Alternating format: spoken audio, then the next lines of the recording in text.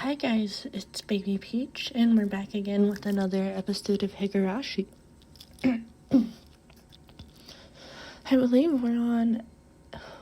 I almost deleted that. That would have been bad. Okay. I believe we're on episode 25. So... let me get the sound on. And let's get started. I gasped with the sudden realization that was the final bell. As I felt all the tension drain from me, I let out a deep breath. My mind was in a muddled state for much of the entire day. I didn't feel like I was awake, but it didn't feel like I was asleep either. I couldn't say it felt especially comfortable, but I felt a kind of relief that the sanctity of the school, part of my daily life, had yet to be violated. How long would I have to keep on living like this? I could only grit my teeth and bear with it as this living hell slowly gnawed away at me. Keiji-kun, come on! It's club time, club time! The sound of Rena's voice brought me back to my senses. Come on, Kei-chan, stop spacing out. Bring your desk. Everyone was moving their desks together as usual. That's right, it was happy fun club time. But I had no intention of taking part. I haphazardly stuffed the contents of my desk into my bag as I prepared to go home. It was a weak-handed gesture to avoid having to actually say, I'll be going home now. What's this, Kei-chan? You planning on going home right away again? Mion sounded quite disappointed. I'm just not in the mood. Could you just let me be for a while? The tone of the words that spilled from my mouth matched Mion's disapproving glare. It felt like the air in the room had dried out. Satoko looked like she was about to say something, but perhaps dissuaded by the mood, she swallowed her words and stayed silent. Nobody said a thing. I took that to mean that I could leave it if I wanted, but the collective gaze of the four of them, like the tiny pins used to mount an insect in the display, held me in place. Rena was the one who cut through the heavy mood. Keiji-kun, you just didn't like playing with girls, I guess. She said it in such a melancholic tone that it sent a wave of pain racing through my heart. If the pain was going to kill me, I wanted it to be the soft part of me that could still feel pain. I tore at my chest violently, tearing out the pins that held me in place. That's not it at all. I'd only be hurting myself by saying anything more, so I swallowed my words. Cutting things off there, I turned away and exited the classroom. They didn't speak a word to me as I left.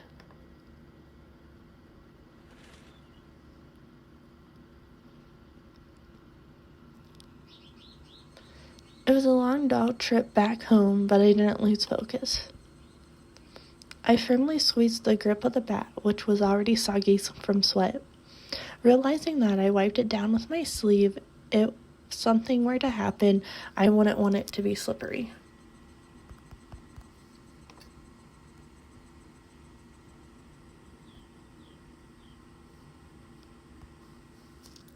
Since this morning, I'd become especially sensitive to the presence of cars. Even while walking, my ears pricked up and sought out threatening sounds and presences that could be closing in. And that was why I could hear it. Without a doubt, there were footsteps. Those footsteps had matched up perfectly with mine for a while now. From what I could sense, it was just one person, but I had no intention of being careless. Did they intend to follow me like that car this morning until we were in a good location to assault me? Then it wasn't a good idea to keep walking like this. I stopped walking and looked back. The wooded path crowded with trees responded with silence, as if there was nobody there to begin with. But I wouldn't be fooled. I was certain footsteps were following me, and just as I stopped, the footsteps stopped as well. Meaning, the person following me wanted to keep their distance. That was, without question, proof that I was their target. I held my breath, waiting for that presence to panic and start moving again. The trees rustled with the sound of the wind. The Higuashi also joined in the dissonant chorus, trying to throw my focus into disarray. Had 5 minutes passed, or had I been like this for a whole 30 minutes? It was so hard to breathe that I might have suffocated. It seemed I would be the first one to panic. Without a doubt, he was lurking in the shade of that tree with bated breath. Then I'd make the first move. I fixed my grip on the bat. I raised it up to my shoulder to be ready to swing at any time. "Hey, I know you're there." With all of my might, I screamed at whoever was hiding in the shade of the trees. But the presence in the shade didn't budge. Until the moment I found them, they had no intention of revealing themselves. "I know already. I know you're there." I screamed out angrily at them again, but even still they didn't move at all. "Then I'll go over there myself." With all due vigilance, I approached step by step. Stepping into the tree's shadow, I saw a human figure there. That figure was curled up like a small animal. Rena. When she realized I had found her, her expression softened. She seemed apologetic, but wasn't going to speak a word. "Did you have some business with me?" I wanted to accept that silence and scream the question at her. Not really. It's just Rena was in a panic with tears welling up in her eyes, but it was obvious that she had been following me. "What about the club?" Since you're not, I'm not. That shouldn't matter. Don't mind me and just play." But I'm just worried about you." Thinking about how I'd been acting up until now, it wasn't hard to imagine that my behavior could have been perceived as strange. So Rena was concerned. At a quick glance, that's how it would seem. But I wasn't going to let my guard down that easily. Even if that really was the case, she still wouldn't have to do something like try to tail me. She should have called out to me when I was leaving and gone out right with me. But Rena didn't do that. She kept her distance from me and matched my walking speed. On top of that, she matched the sound of her footsteps, deviously tried to hide her presence from me. Then, after she realized I noticed she was there, she held her breath as she was hiding from me. She wore a timid expression that would force one to take pity on her, but without a doubt, she was tailing me. "Stop following me." How? Still glaring at Rena, I continued walking onwards. After I walked for a bit, she ignored my command and began walking again, so I yelled at her once more. "I told you not to follow me." "Eek, but, my house is the same direction." "Then walk ahead of me. I'll start walking once I can't see you anymore." I moved out of the way and waved my bat violently to urge her forward. I'd like to go home together with you." Making a pitiful expression, she meekly squeaked out the words in a voice that she knew would cut into my heart. That agitated me to no end. I knew it was a lie. If you wanted to go home together, then you should have called out to me. Now you're just blurting out random lies. I'm sorry. It seemed that the seething anger within me was written all over my face. Even without me saying anything, Rena had understood what I was feeling inside. "If you get it, then go." I swung the bat, urging her again to walk. Rena looked back and forth between me and the bat and started walking hesitantly, then stopped again. "Go on then, hurry." I'm going, so please stop with the bat. It's scary." Rena guarded herself while pointing at me holding the bat. She may have realized that I wasn't planning on using this bat for baseball. I lowered the bat, but still guardedly opened the way for her. "Go. There's no problem now, is there?" There was nothing else she could protest. She passed by me timidly so as not to set me off. As I watched her pass by, she stopped completely after having barely moved at all. "Hey, don't stop." Then a powerful gust blew past us, barging my face with dust. The dust got into my eyes and clouded my vision. While rubbing my eyes with my left hand, I swung blindly with the bat in my right, protecting the small opening I had presented. But Rena didn't even try to attack during that opening. Attack me? No, she hadn't budged an inch. I could tell from the sound of her fluttering skirt in the wind. As her skirt settled, so did the silence. At that moment, the voice inside me immediately warned me of impending danger. I was caught by surprise. The smell of the air had changed. Without me realizing it, the air around me suddenly felt like a calamity was about to befall me. It was like the air had suddenly become invisible, concrete, like Rena and I were locked in the space. Rena didn't move an inch. Also, unable to move, I stared at her back.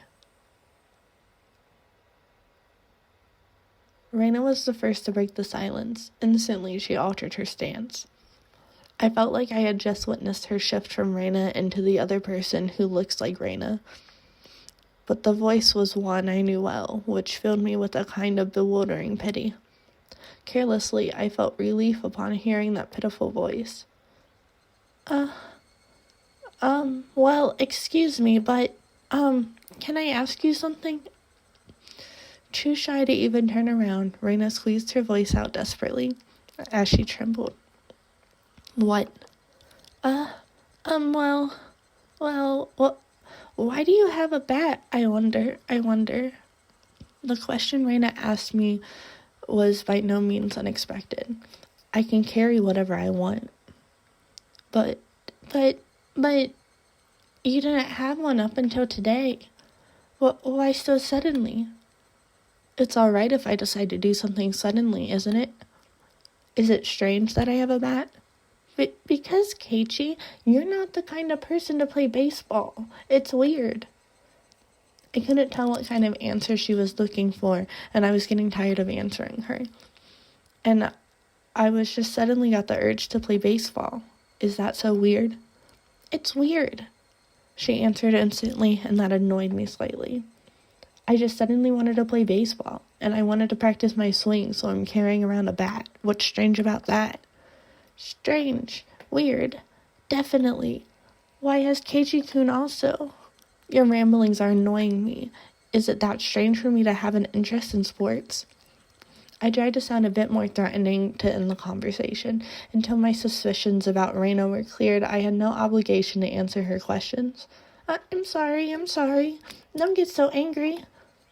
Rena still didn't turn around and spat out words of apology one after the next. Just one last thing. Tell me one last thing. I don't feel like talking anymore. Hurry up and go. I yelled loudly at her, causing her to flinch like she had been struck. Seeing her in such a pathetic state caused my heart to ache sorely.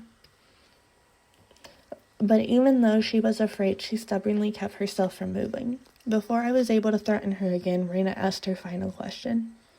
Why is that bat the same too? What did she mean by the bat was the same too? I had no idea what she was talking about. What are you saying? I mean, why is even the bat the same? I don't understand what you mean at all. Say it clearly. Even still, Rena didn't turn around. After inhaling deeply, she screamed. I mean, why is even the bat the same as Satoshi-kun's? Satoshi being, huh? Upon hearing that name out of the blue, I became dumbfounded for a brief moment. By Satoshi, did she mean the student who transferred out last year? No, that couldn't be. Rena had tried to cover it up by saying she transferred, but Oishi-san told me quite clearly that he was missing. He was the student who sat at my seat up until the last year. He was believed to have been demoned away by Oyashiro-sama's curse. I didn't know the details about his disappearance. The aunt he lived with was killed the night of the wanted Higuashi by a drug addict, and not long after that, he suddenly vanished and was now missing. That Satoshi and I were, what? My gaze fell to the bat in my hands. Could it be Satoshi Hojo? It was a bit difficult to see, but that was what was written on the white tape at the end of the bat. I see, so this was Satoshi's bat. This was Satoshi's bat. Since nobody was using it, I borrowed it. That's not a problem, is it? That's not it. The way Rena said that made it seem like this bat was something that should never be touched. Like it was some sort of offering at a shrine or a memento of the deceased. I could only stand there perplexed and unable to respond. Rena continued speaking without waiting for a reply. Why is it that you're doing the exact same thing that Satoshi-kun did when it happened to him? Rena was talking about more than just the bat belonging to Satoshi. It was the same with Satoshi-kun. He joined the baseball team, but he didn't really like baseball. What does that have to do with me? Satoshi-kun also suddenly started walking around with a bat one day. He joined a team, but he wasn't the type to play sports. What about it? I closed my mouth before I could say that out loud. Listen carefully, Keiichi. Reina's trying to tell us something important. Satoshi-kun also one day came to school all by himself all of a sudden, just like Keiichi-kun. Then one day he suddenly started practicing his swing, just like Keiichi-kun. And then one day he suddenly began carrying the bat around with him, just like Keiichi-kun. Then one day he suddenly... What? Reina had swallowed her words. Reina's sudden silence brought a hush back to the surrounding area. It was then that I could finally digest the content of the entire conversation. She was saying my chain of actions was exactly the same as Satoshi's. What was the meaning of this? Up until now, I'd forgotten all about Satoshi. I had never paid much thought to him in the first place. Not only that, I didn't even know anything of what he's done. My actions today should have been my own creation after all that planning I had done, but they had been the exact same as Satoshi's? Then Satoshi, no, more importantly, if both Satoshi and I had acted the same, then there was a really good possibility that what had happened after would be the same. Reina, that day, what happened to Satoshi? Reina knew. She knew what had become of Satoshi. No, forget that. What happened to the guy in the past? Reina knew what was going to happen to me. Answer me, Reina. Satoshi, what happened to him? With that, I grabbed Reina's shoulders violently and forcibly turned her around to face me. As I faced her, I felt a jolt travel through my entire body. I told you, Keiichi-kun. It was that person that I didn't know. At least, it definitely wasn't the Reina Ryugu I'd been talking to up until now. That voice just now didn't have a trace of that trembling or emotion that it had had before. The amount of regret I felt for turning her around so carelessly was unsuppressed. The gaze that pierced like a cold needle, the smile on her face that invoked an image of having been carved out by a knife. Chills went down my spine. My mind froze under a layer of rime. Both of Reina's eyes pierced through mine, leaving me unable to look away. As if to remind me of the fear from that time before, Reina brought her face close to mine, so close that I could feel her breath. Her face had filled my entire field of vision. Then her sharply shaped lips grew even sharper, like the curve of a crescent moon. She grinned. I told you, Keiichi-kun. After a short pause, Reina repeated the same words again. Satoshi-kun, you see, transferred out. Transferred, meaning what? Well, Reina must have been some new definition of transfer that I was previously not aware of. My throat and lips dried up. I couldn't even acknowledge what I had just heard. All I could do was swallow down my own saliva. It would seem that Reina saw that as a nod. She pulled her gaze back and spryly stepped back 2-3 paces. As she did, my legs gave out and I fell to my knees pathetically. Reina and me on my knees underneath her, a motionless smile. That had to be a very odd sight indeed. Seeing me in that pathetic state, she neither scoffed at me nor held out her hand, but I could neither stand nor escape her gaze shooting through my eyes. There was undoubtedly a metal bat in my hand. Right now, it was useless to me. It was like a fly caught in her web. Heavy sweat beaded all over my body. I could feel it dripping from my skin. But you won't, will you, Keiichi-kun? Rena finally released me from that cage of time after what felt like an eternity, but her question was missing something important and was incredibly vague. Once again, I swallowed hard, urging her on. Do what? What did she not want me to do? Transfer.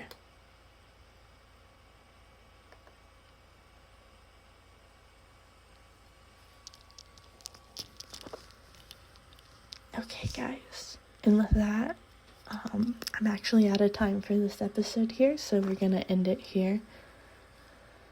Oh. Hope you enjoyed that episode, and we'll see you in the next one. Bye.